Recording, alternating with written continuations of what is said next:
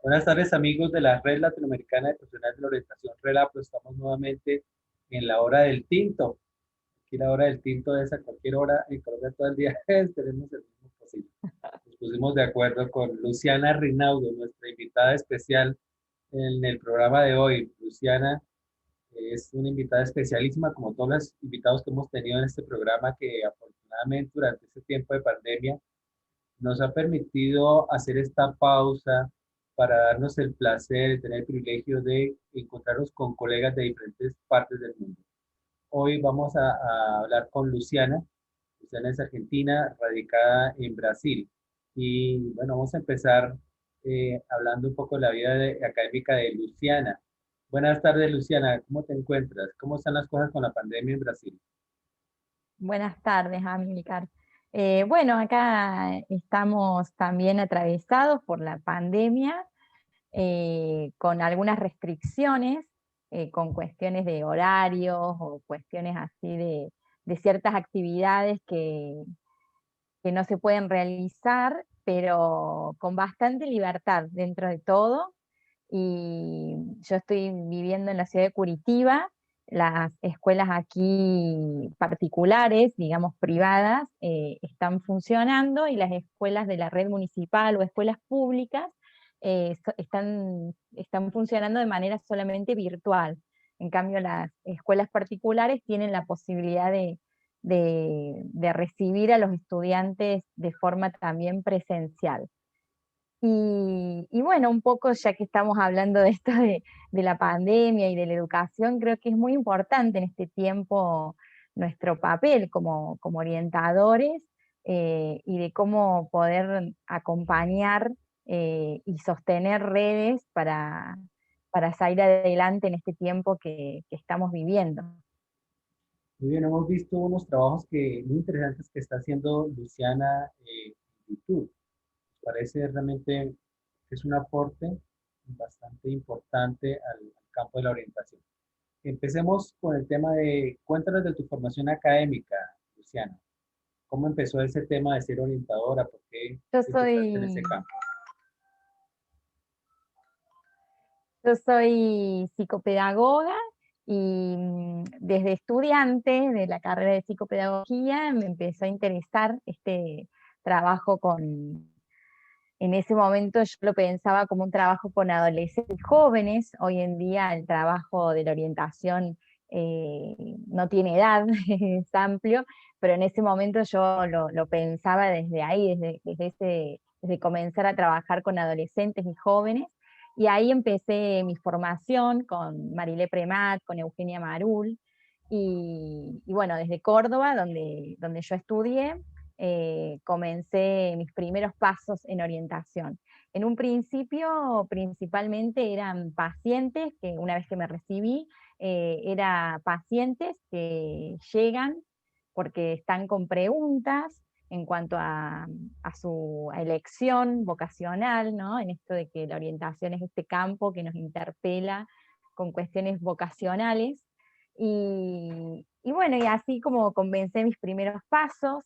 Después fui descubriendo que me gusta mucho el trabajo en las escuelas, en la Cuéntanos, ¿en qué educación. universidad estudiaste? Para los que no conocemos Córdoba, cuéntanos de qué universidad estudiaste y cómo es el ambiente universitario en Córdoba, tu región.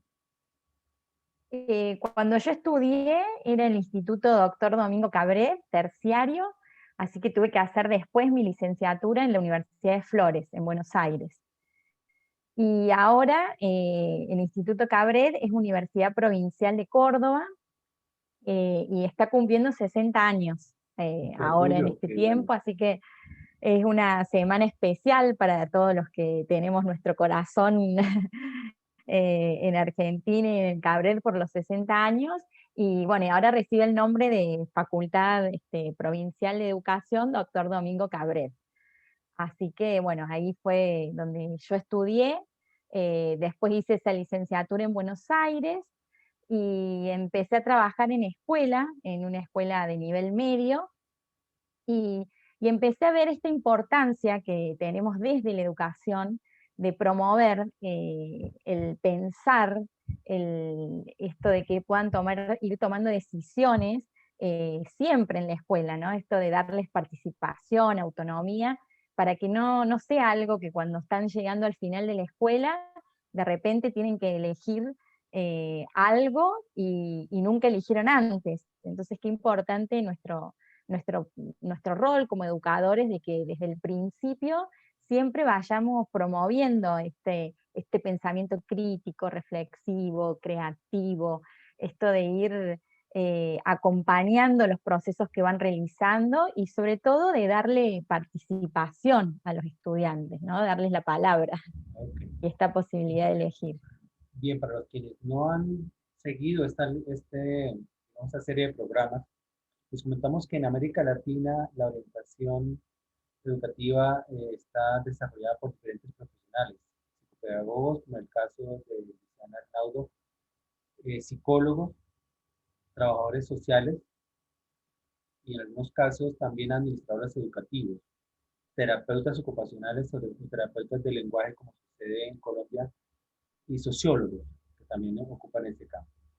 Desde el campo de la psicopedagogía, obviamente hemos aprendido muchísimo y seguimos aprendiendo mucho del enfoque de la psicopedagogía, como ustedes acaban de escuchar. Luciana se mete directamente con el tema de la orientación vocacional, pero no es el único tema que se maneja en la psicopedagogía o en la orientación educativa. ¿Qué temáticas generales, o bueno, apartamos más bien del concepto de cómo se asume la orientación? ¿Cuál es el concepto que asume la orientación desde la psicopedagogía? Cuéntanos un poco de ese tema. Nosotros ahí tenemos muchos aportes de la doctora Marina Müller, que ella es psicopedagoga, también es psicóloga, orientadora, y, y en este punto ella nos transmite esta importancia de poder trabajar para aprender a elegir, así como trabajamos el aprender a aprender, que es lo que uno siempre busca, que los estudiantes disfruten de aprender a aprender, también es fuerte este trabajo de aprender a elegir. Por eso, esto de que no tiene edad, de que es importante siempre ir trabajando la confianza, la valoración en el otro, para que vayan tomando desde pequeñas decisiones hasta después llegó el momento otras decisiones diferentes, ¿no? Entonces, bueno, eso es algo que venimos trabajando desde hace tiempo. Yo mi tesis, que para la licenciatura, el título de la tesis es Los departamentos de orientación están orientados. Nosotros las escuelas trabajamos en departamentos de orientación, le llamamos, que es un equipo interdisciplinario que compartimos con psicólogos, en el caso de la escuela donde yo trabajaba, psicopedagogas, psicólogos, y, y en esto de cómo nosotras, posicionadas desde de defender este derecho a elegir, podemos acompañar también a otros. Entonces, bueno, fue toda una investigación. También Córdoba tiene una materia escolar que se llama Formación para la Vida y el Trabajo. La tiene Córdoba, no la tiene Buenos Aires, por ejemplo, y es una materia que trabaja desde el tercer año del nivel medio. Allá en Colombia sería también nivel medio, ¿cómo le llaman? Educación media, sí. Educación media, desde tercer año hasta sexto, que sería el último año, tienen formación para la vida y el trabajo, trabajando cuestiones vocacionales, cuestiones de ciudadanía, cuestiones que tienen que ver con el sentido de la vida, con esta búsqueda del bien común, y de ir descubriendo, construyendo esto de cuáles son mis intereses, qué es lo que yo me siento mejor haciendo, cómo, cómo podemos ir aportando a los diferentes aspectos de la sociedad lo que tenemos para dar. Y bueno, entonces esta asignatura en tercer año se presenta así como lo vocacional. También acá recibimos el aporte de Sergio Rascobán, de que ya no hablamos de la vocación como algo acabado y que uno decide para toda la vida, sino de lo vocacional como algo que constantemente lo vamos construyendo, deconstruyendo, reconstruyendo. Y ya después en cuarto año tiene un enfoque más a un análisis de la sociedad, de los diferentes ambientes o ámbitos para desenvolverse dentro de la sociedad, proyectos solidarios, proyectos comunitarios, se trabaja mucho en cuarto. En quinto, tiene un enfoque más, después de haber hecho esos trabajos comunitarios, un enfoque de mirarnos, de que los estudiantes se puedan mirar a la luz de lo que ellos fueron trabajando y ir viendo, bueno, cuál es el ámbito social en donde me quiero desempeñar. Y en sexto tiene foco ya en el mundo del trabajo. Eso es lo que se va desarrollando. Ahora Perfecto. es, Sí, perdón. hago una pausa. Y justamente en Buenos Aires 2017, en abril de 2017, nos encontramos con Marina Miller, precisamente, también con Sergio Rascobande, quien recuperamos, bueno, doña Marina, recuperamos el concepto orientante que estamos incorporando en el modelo latinoamericano. Pues para quienes no conocen del modelo latinoamericano, quiero hacer un breve esbozo de qué es y en qué va. Es todavía un modelo en construcción. Retomamos del eje sociológico. Recuerdo haber leído directamente de las últimas horas de Sergio Rascobán un análisis sociológico bastante profundo, bastante eh, elaborado, que nos deja a nosotros como orientadores el aprendizaje que necesitamos tener un eje sociológico, un conjunto sociológico muy profundo de la sociedad en la que vivimos para poder hacer orientación. No solamente orientación vocacional, para hacer todas las áreas de la orientación, de las cuales vamos a hablar un poquito. Entonces, por eso ese es el principal eje del modelo latinoamericano. Orientación para la vida en comunidad tiene que ver con conocer las condiciones macrosociales, mesosociales y microsociales de los países en los que vivimos y cómo eso incide en la vida de nuestros estudiantes a quienes estamos orientando. Un segundo eje es el eje pedagógico, orientación para la vida académica. Allí hemos incrustado, digamos, hemos articulado el tema de la orientación vocacional no exclusivamente porque está relacionado con estos dos ejes, y la orientación para la vida interpersonal, que tiene que ver con un tema que también he visto que Luciana ha venido trabajando, el tema de las inteligencias múltiples. Metámonos un poco por esa rama de las inteligencias múltiples, un video interesante que tú produjiste. ¿Cómo se articula el tema de las inteligencias múltiples con orientación vocacional, Luciana? Bueno, antes de ir a esa pregunta, Amílcar, quería retomar esto que decís de Rascobán, que realmente él con su aporte desde la perspectiva crítica, creo que nos permite cuestionarnos en nuestro rol y creo que es muy importante esta mirada de lo macro que vos dijiste que me parece fundamental.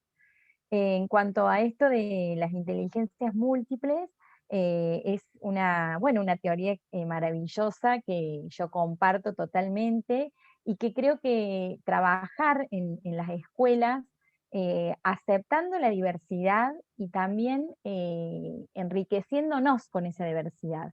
Hoy hablamos de trabajar la personalización en la educación, que tiene que ver con poder tomar las diferencias que tenemos en una sala de aula y a partir de esas diferencias ofrecer diferentes opciones que después cada uno va a aportar en la construcción del conocimiento general, pero cada uno trabajándolo desde donde se siente más cómodo, desde lo que le gusta, porque no somos todos iguales, no todos tenemos los mismos ritmos de aprendizaje, no todos tenemos los mismos intereses, y a veces uno observa que en la escuela, que seguimos hoy en la escuela con esta idea de escuela fábrica, que es una idea de la escuela de la modernidad, pero sin embargo hoy está presente en muchos lugares, ¿no? Esto de que a todos le damos lo mismo, todos tenemos que hacer lo mismo, cuando sabemos que no es lo que funciona.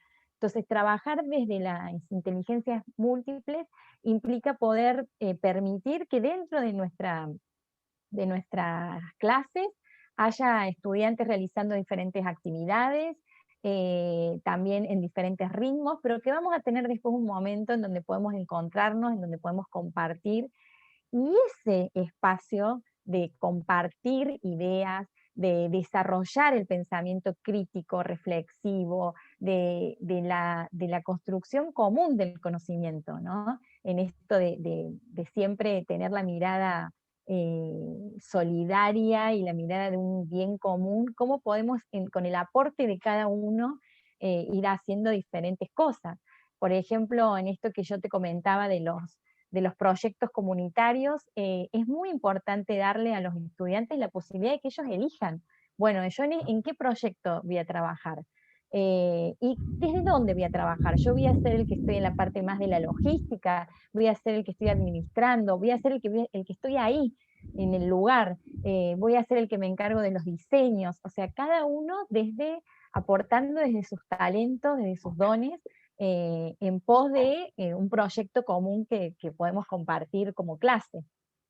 Muy bien, ahí nos encontramos con otra línea ya del eje de la orientación para la vida académica en el modelo latinoamericano que llamamos proyecto Sinapsis, porque estás hablando del aprendizaje cooperativo, estás aprendizaje del aprendizaje cooperativo, todo lo que es el aprendizaje colectivo. Y esa línea que tal vez no hemos desarrollado mucho abiertamente en el modelo latinoamericano, pues es una línea eminentemente pedagógica y con toda una cantidad de conceptos psicopedagógicos de base que allí elaboramos. Y también los solidarios. En principio hablamos de lo solidario como que en relación con la vida en la comunidad.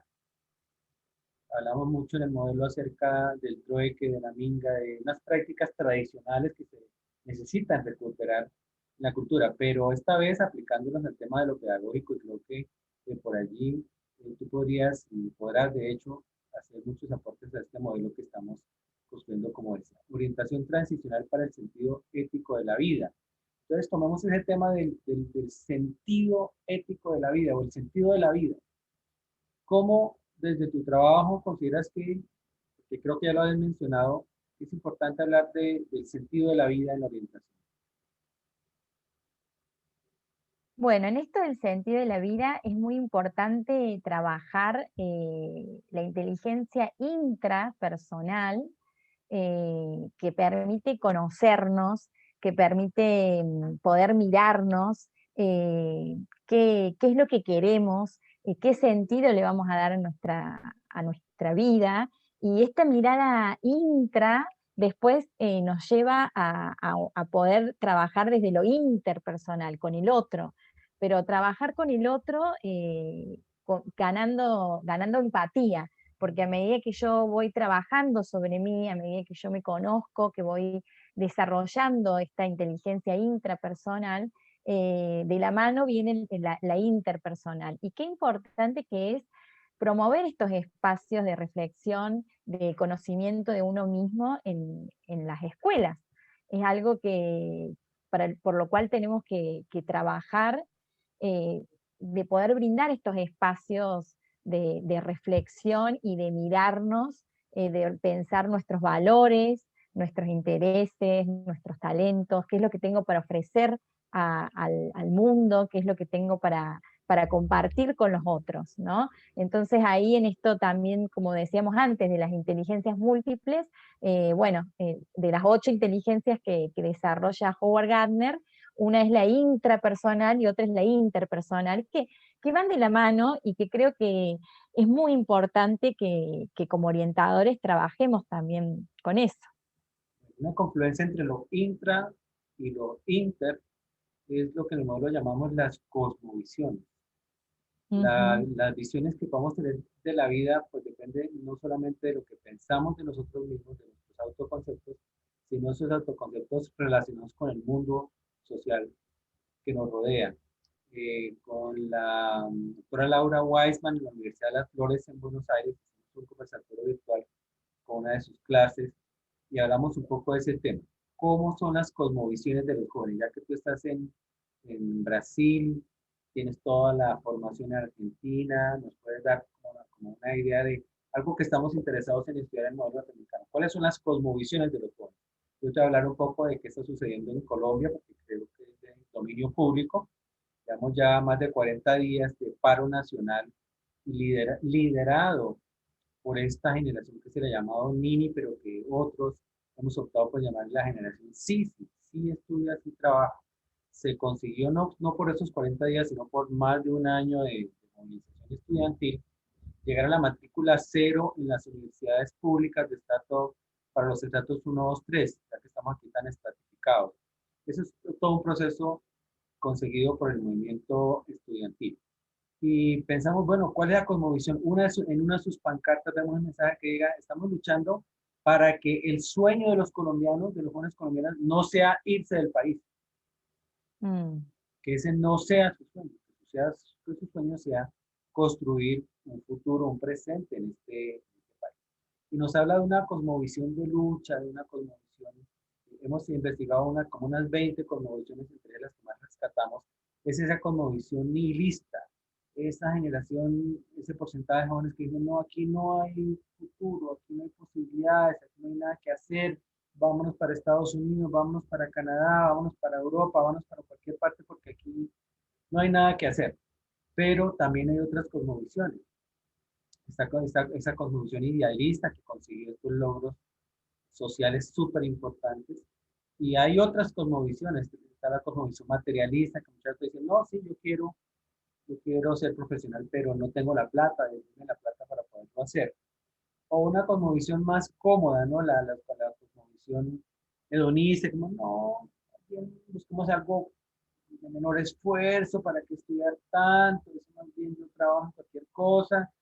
O una cosmovisión frívola, que parece que estos temas, uno habla con los muchachos y parece que estos temas no son con ellos, no le interesa para nada, no entiende lo trascendental del momento histórico y las implicaciones en su vida.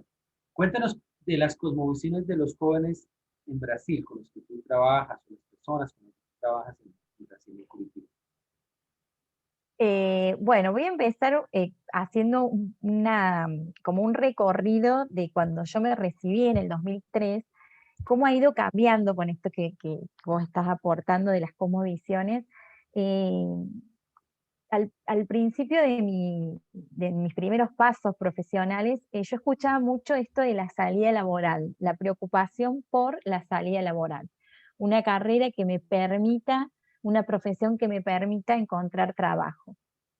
Y hoy en día lo que vengo escuchando mucho es, bueno, poder descubrir y poder elegir algo que me guste, algo que me apasione, porque nada nos asegura el trabajo en esta crisis, digamos, que creo que a toda América le llega. Bueno, en este momento de pandemia atraviesa todo el mundo, pero digo, particularmente acá en América, esta cuestión de que no hay alguna profesión que nos asegure un trabajo. Yo escucho muy fuerte el elegir desde lo que siento que me gusta, que lo puedo hacer, que me siento bien haciéndolo, priorizando esto de los talentos y priorizando esta cuestión de lo que se sienten que les va bien, ¿no? Las habilidades, las actitudes. Nosotros hablamos en el modelo de dos cosas, las actitudes con C y las aptitudes que deben estar orientadas pues, para un campo de conocimiento que me interese desarrollar. Y Sí. entonces tocando el tema de las cosmovisiones, ¿cómo son esas? ¿Qué piensan esos muchachos brasileños ahora? ¿Qué piensan de la vida? Decimos aquí, ¿qué piensa usted de la vida? Bueno, yo estoy en una ciudad que es Curitiba, en donde es muy fuerte acá este estudiar para poder ingresar a la universidad. Ellos se empiezan a preparar desde la escuela para rendir los exámenes de ingreso, y creo que lo que yo estoy observando como mayor desafío hoy es eh, acompañar a los jóvenes durante el transcurso de la vida universitaria, como que hay mucha deserción, porque es como una carrera, ¿no? O sea, ellos van, y a lo mejor no se detienen a profundizar en qué es lo que quiero, y bueno, y eso hace que en los primeros, segundos años empiecen las dudas. Entonces me parece importante esto de acompañar las trayectorias universitarias también, porque no sé cómo está Colombia, pero los índices de deserción de las carreras universitarias es fuerte. Aquí acá y en estamos, Argentina también. Entonces esto de trabajar en tutorías desde las universidades, esto de acompañar trayectorias, es un trabajo que como orientadores estamos llamados a poder estar ahí presentes, ¿no? te comento, En sí, te comento, acá en Colombia llevamos varios años estudiando el tema, digamos, digo, el Ministerio de Educación Nacional y la Secretaría de Educación vienen siendo el tema de la sección, y hasta donde sé los últimos datos se mantienen iguales, el 50% antes de la pandemia, ¿no? mm, 50% de los estudiantes que ingresan a la educación superior, ya sea en el nivel técnico, en el nivel tecnológico o en el nivel universitario, desertan de esa educación antes de llegar al quinto semestre.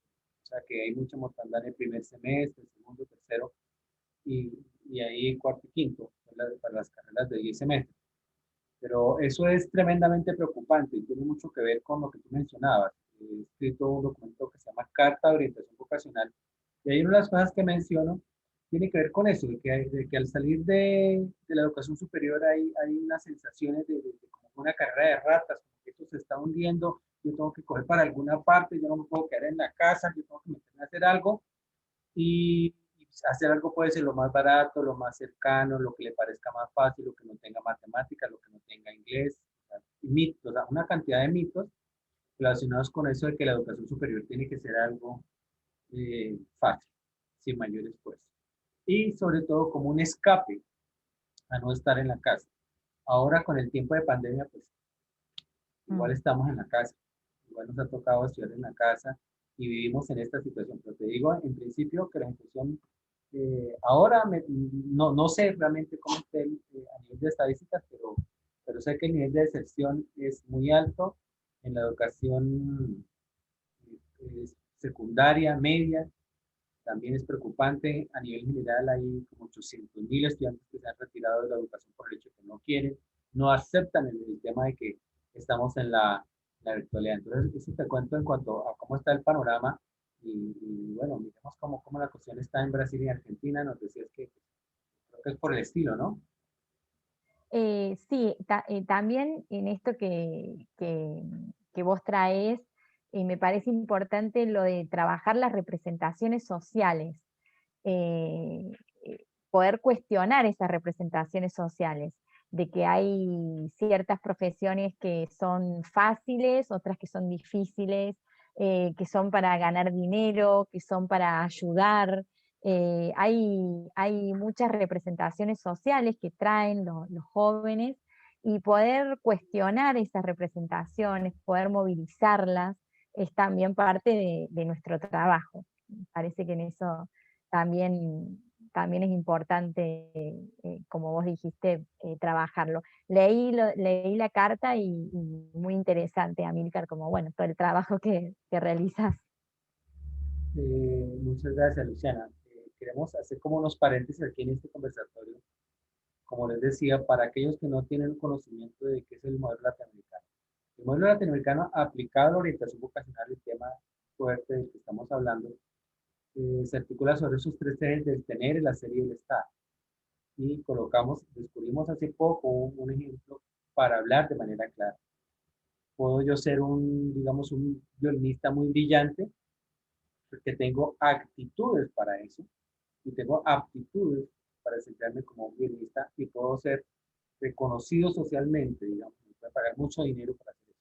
Caso de Joshua Bell, que en 2007 el Washington Post le dijo, parece aquí en el metro de Washington durante una hora, interpretó 6 horas, con un millón, con un violín que costaba como, no sé, una millonada en dólares y recogió $37. Tenía aptitudes, como decía, eh, su desempeño era notable, pero no estaba en el lugar en donde podía ser valorado. Entonces, estas tres dimensiones, tener, hacer y estar, suman todo lo que podemos ser en la vida. Entonces, no es suficiente y lo traigo a corazón por algunos aspectos, por una situación. Lo que está sucediendo con los jóvenes en China. Los jóvenes en China en ese momento están en la situación que se ha traducido como el estar tumbados, estar derrotados, estar recostados, estar allí dice, no, no, o sea, ya no quiero más este estilo de vida.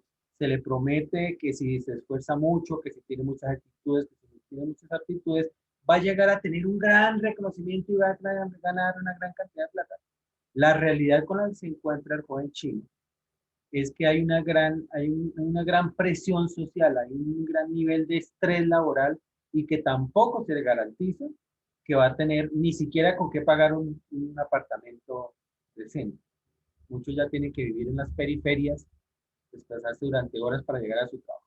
Entonces, estos aspectos los trabaja también un colega en Costa Rica y habla de la frustración vocacional, porque estos tiempos que se están viviendo sumándole a la situación de pandemia, pues son frustrantes. Se vive algo como eso con quienes tú trabajas, el tema de la frustración vocacional, de que después de haber estudiado lo que tú mencionabas, ¿no? El acompañamiento durante la universidad y después de la universidad y después de 20 años de trabajo seguramente también. Pero ¿cómo se media con ese, cómo se maneja ese tema de la frustración vocacional? Yo me encontré una vez con un taxista como a las 3 de la mañana que me decía, yo soy ingeniero, pero vean, me tocó ser taxista. Yo Mm. estudié mucho, pagué mucho, una universidad privada, salí de pronto con menciones y todo, pero soy taxista. ¿Cómo se maneja ese tema de la frustración vocacional desde la orientación? Sí, creo, como vos decís, Amílcar, que eso está ocurriendo en todas partes. Esto de la frustración que a veces trae aparejada la crisis. Y en esto veo o sea, como dos caminos, es lo que estoy observando, ¿no? Muchas personas comenzando nuevos emprendimientos. eh, por eso este concepto de lo vocacional, que uno lo va reconstruyendo, ¿no? Comenzando nuevos emprendimientos, comenzando nuevas cosas que a veces tienen que ver con un estudio anterior y a veces no. Y por otra parte, quienes no pueden emprender y se quedan en la frustración. Entonces ahí este espacio que podemos ofrecer para repensar, para reflexionar, para reconstruir, ¿no? Y este trabajo orientador, entre comillas, porque bueno, no es que orientamos a nadie, sino en esto bueno, de poder ofrecer un espacio que sea una experiencia subjetivante, como dice Sergio Rascovan, ¿no? Realmente la crisis que se vive a nivel social y económica nos está llegando a todas. Era previa a la pandemia, quizás ahora se ha agudizado, pero eh, la crisis existía antes, solo que bueno, ahora se hace un poquito más aguda, más fuerte o más visible, pero bueno, creo que están apareciendo estas cosas, ¿no? Muchos así emprendimientos y esto de poder reinventarse. Acá se habla mucho de reinventarse, me tengo que reinventar en un lugar, en un trabajo, y bueno, y cómo poder hacerlo, no mirando lo que perdemos, lo que no tenemos, sino bueno, lo que podemos, lo que sí podemos hacer, empezar a mirar hacia adelante. Exacto. Bueno, Y es en un esto, principio. Amílcar, Sí, sí, sí, perdón, y en perdón. esto me parece también importante que en la escuela y también con las familias poder trabajar desde la esperanza. No todo está perdido, hay muchas cosas que se pueden hacer y poder mirar este tiempo como una oportunidad para crecer en la resiliencia, para poder fortalecernos y sobre todo generando redes. Creo que es fundamental en este tiempo generar redes que nos sostengan y que nos permitan caminar con más esperanza. Bueno, has tocado un tema, el tema que le apasiona a muchos, entre otros a Silvia Vázquez, Silvia Gabriela Vázquez, nuestra colega de la Universidad de Leuven, directora de Asuntos Académicos, la resiliencia. Y dentro de ese marco, quisiéramos ir concluyendo un poco sobre el tema del rol y sentido de la orientación en esta sociedad de la pandemia. ¿Sí? Ujú. Transversalmente ya hemos tocado el tema, ya hemos hablado de bastantes aspectos, pero en Colombia sucede, no sé si en otros países, el tema de la instrumentalización de la orientación. O sea, difícilmente en la orientación que hacemos cotidianamente podemos llegar a este tema de lo vocacional, porque el orientador está metido en una gran cantidad de temas que todos parecen ser importantes, o sea, que todos son importantes. La convivencia, la sexualidad, el rendimiento académico, los temas de los conflictos interpersonales, pero digamos que creo que hay un marco general que cubra todo, es este momento histórico de la pandemia y el rol que nosotros podemos llevar ahí. Y tú has tocado una palabra que quiero retomar que me parece muy importante, el tema de la esperanza. Nosotros le llamamos en el modelo el principio de la proactividad, o sea, la vida sigue, la vida sigue, el show tiene que continuar, como se dice en el mundo del espectáculo, la vida tiene que seguir y tiene que ver con eso, que la esperanza y muchas veces el sentido contrario, la desesperanza se genera porque la vida se construye con base en un concepto que a mí me parece muy riesgoso de manejar, que es el concepto de la felicidad. Ir en busca de la felicidad, como ya lo hemos conversado en otros programas, pero la felicidad entendida afuera, ¿no? La felicidad no está aquí conmigo, ni está aquí en donde vivo, sino que está afuera, entonces yo tengo que irme a otra parte.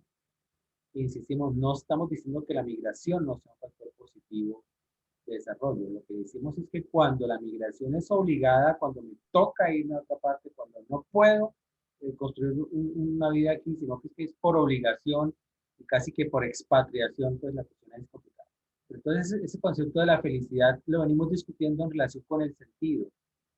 Un poquito aquí a quemarropa, Luciana, ¿qué relación encuentras tú entre la felicidad y el sentido de vida?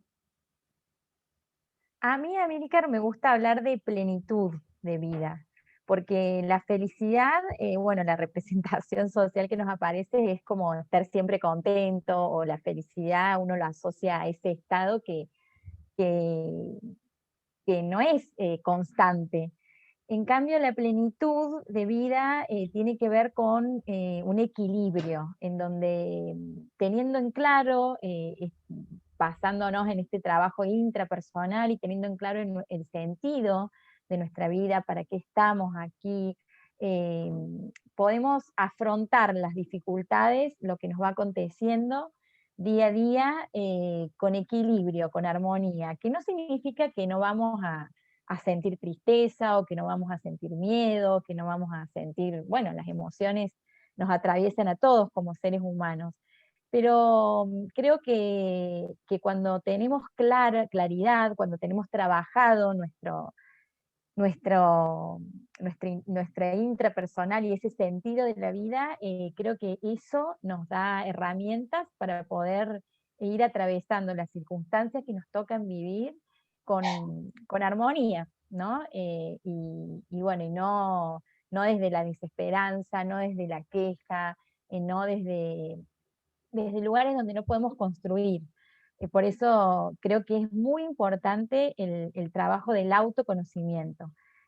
Trabajar el autoconocimiento es fundamental, porque es lo que nos aporta al sentido de nuestra vida, y bueno, y eso es lo que nos da plenitud. Plenitud en esto de poder ir afrontando el día a día con lo que se nos va presentando, y bueno, y trabajando también la regulación de las emociones Bueno, sí, hay que nos atraviesan como seres humanos. bastantes cosas por trabajar en este conversatorio, han salido temas muy interesantes. Por una parte, quiero retomar el tema de la desesperanza aprendida, ¿no? Creo que cuando se intenta de una forma, se intenta de otra, y se intenta de miles de maneras alcanzar una meta, pues se llega a la posición del tumbado. Sí, ¿no? O sea, ya he hecho tantas cosas para sobrevivir, para poder medio pagar un apartamento, hasta que no lo hago. Pues conclusión, me he hecho las petacas, como se dice acá, me tiro a la cama y no hago absolutamente nada. Pero pues obviamente esa no puede ser la posición. Y el sentido de la felicidad, creo que estoy seguro que no hayan salido estos conversatorios el tema de la plenitud. Creo que no lo habíamos mencionado nunca y te agradezco que hagas ese aporte porque es una mirada diferente a lo que veníamos abordando.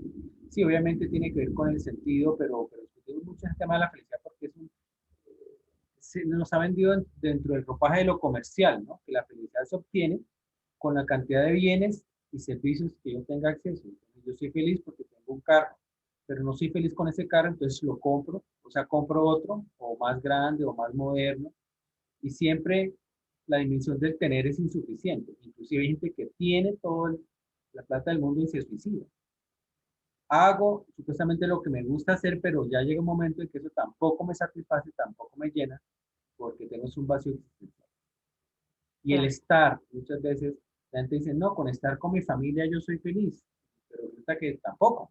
¿Sí? Entonces parece que se necesita que haya una confluencia, a una armonía, tú acotaste el término, una armonía entre lo que yo tengo, y lo que yo hago, y en el espacio en donde habito. Esas tres dimensiones allí son fundamentales, resultan fundamentales para el trabajo de la orientación. Luciana, creo que hemos hablado de lo humano y de lo divino, como decimos algunas veces, Sí, pero creo que le hemos, una cosita más en esto sí, que claro, decimos de la plenitud, creo que quizás para como un termómetro para decir, bueno, ¿cómo estoy? Si estoy viviendo en plenitud o no, creo que es la gratuidad, o gratitude, que llamamos acá en Brasil, ¿no?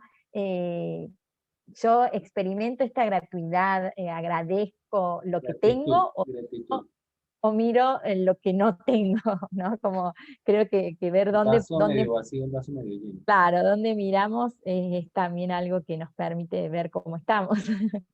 Y eso es importante también en nuestro modelo, partir de las potencialidades, no de las deficiencias. Muchas veces en orientación esto es súper importante, que enfatizamos es en lo que no se tiene. No, el estudiante no tiene hábitos de estudio, no tiene internet, no tiene técnica de estudio, no tiene métodos de estudio, no tiene una familia que lo acompañe, no tiene actitudes positivas. Bueno, pero entonces, ¿qué tiene? O sea, a partir de, o sea, algo tiene que tener.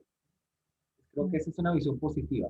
Retomamos de la psicología positiva, no al pie de la letra de la psicología positiva, pero sí esa actitud positiva frente a la vida, pero que no es suficiente con lo motivacional, no es suficiente con lo actitudinal, no es suficiente con lo aptitudinal, sino que es necesario también que en nuestro contexto, y con eso creo que hicimos el círculo de la conversación, porque volvemos al tema de lo cooperativo. O sea, mi proyecto de vida, o sea, yo no existo solo en un universo, solo en el espacio, solo en esa sociedad, sino mínimo tengo una familia, un grupo de personas que me acompañan en este proceso de construcción, y es a partir de allí que tengo sentido de pertenencia. Teniendo sentido de pertenencia, bueno, lo demás se va consiguiendo en el camino. Entonces, cierro esta parte diciendo que en las ponencias que estoy revisando de la AIBF, el Congreso Mundial que se va a realizar en Latvia, se tocan estos elementos, pero ya de pronto más enfocados a la vida laboral, ¿no? A las personas que llevan 10, 5, 10 años y les toca cambiar de profesión, y eso de reinventarse no es, o sea, es como que es casi que todos los días que hay que reinventarse, y produce un nivel de agotamiento, un nivel de fatiga, o sea, que no tenemos ya 20 ni 30 años y ya nos toca más adelante reinventarnos, y eso tiene unos costos. Bueno, de eso podríamos hablar en otro programa. Creo que ha sido muy enriquecedor esta conversación con Luciana Rinaudo, argentina, de Córdoba, en Curitiba, Brasil. Entonces, Te quisiera agradezco, que nos Amílcar, dejaras la una invitación. invitación. Sí, a ti, Luciana, te agradecemos mucho por este espacio. Sabemos que, como decía al comienzo, tienes unos trabajos muy interesantes. Les vamos a invitar a que la sigan en su canal, que nos sigan en este canal, Amílcar Brunal, en YouTube. Y siempre vamos a estar hablando con orientadores de todas partes del mundo, encontrando puntos comunes y diferentes. Qué bueno tener también una colega allí en Brasil con la que podamos contar. Muchísimas gracias, Luciana. Gracias a vos, Amílcar, muchas gracias. Bueno, te mandamos un abrazo. Y los demás, bueno, que sigan disfrutando su tiempito. Nos vemos en una nueva hora del tinto con Amílcar Brunal. Nos Relapro, vemos. la red latinoamericana de profesionales de orientación Relapro, siempre abierta para ustedes. Nuevamente, gracias y un saludo a toda tu familia, Luciana. Que estés muy bien. Gracias.